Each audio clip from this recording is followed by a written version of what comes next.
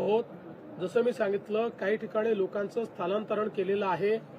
ज्यांचं स्थलांतरण केलं आहे त्यांच्या पिण्याच्या पाण्याची, जेवणाची व्यवस्था आपण केली आहे, राहण्याची व्यवस्था आपण केलेली आहे.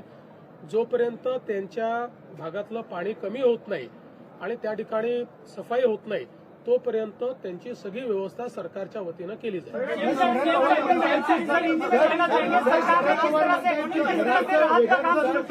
शरद पवारांचं म्हणणं आहे जनावरांचं मोठ्या प्रमाणामध्ये नुकसान झालेलं आहे, घरांचं नुकसान आहे, शेतीचं वेगळं नुकसान आहे.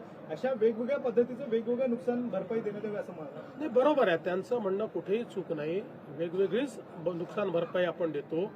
म्हणून मी सांगितलं की आपण ऑलरेडी सगळ्या कलेक्टरांना घराच्या नुकसानीबद्दल त्या ठिकाणी अधिकार दिलेले आहेत, जनावरांच्या नुकसानीबद्दल अधिकार दिलेले आहेत. त्याचं स्टँडिंग ऑर्डर आपण काढलेला आहे.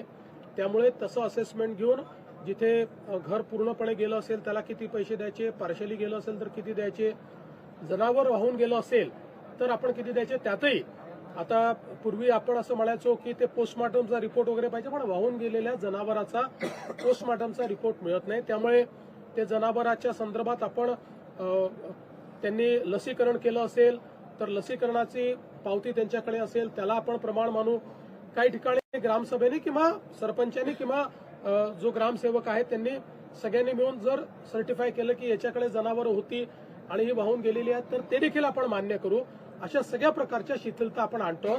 त्यामुळे घरांकरता, जनावरांकरता आणि शेतीकरता वेगवेगळ्या प्रकारची नुकसान भरपाई देण्यात येणार.